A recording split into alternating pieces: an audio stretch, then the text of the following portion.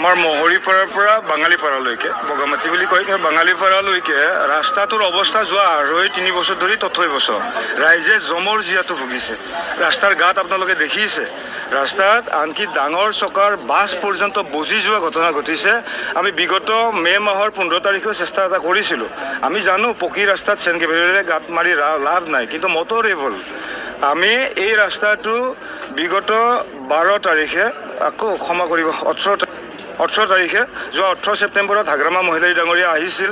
সেই জনসভাত আমাৰ মৰমৰ প্ৰতিনিধি BTCৰ প্ৰাক্তন নিয়ম গণেশ কছাৰী ডাঙৰীয়াই ঘোষণা কৰিছিল মটৰেবল কৰিম বুলি।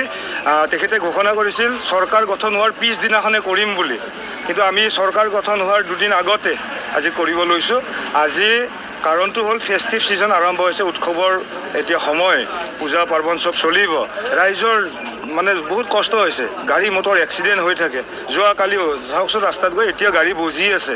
গতিকে ৰাস্তাটোত যাতে মটৰেবল কৰিব পৰা যায়, গাড়ী মটৰ চলাব পৰা যায়, তাৰ কাৰণে ৰাস্তাৰ গাঁতকেইটা সাময়িকভাৱে মাৰা হৈছে। জীৱন বসুমতাৰী ডাঙৰীয়াক আমি দায়িত্ব দিছোঁ, তেখেতে ৰাস্তাৰ গাঁতকেইটা আজিৰ ভিতৰত, এটা দিনৰ ভিতৰত, এই কথাটো লক্ষণীয়।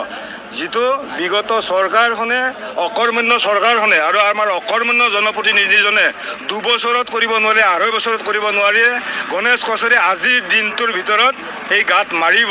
অহাকালি ৰাতিপুৱা যদি গাঁত ক'ৰবাত আপোনালোকে দেখা পায় নিউজ কৰিব। গতিকে কামৰ মানুহ ঘূৰি আছে, কাম হ'ব, নিৰবিচ্ছিন্নভাৱে কাম হ'ব।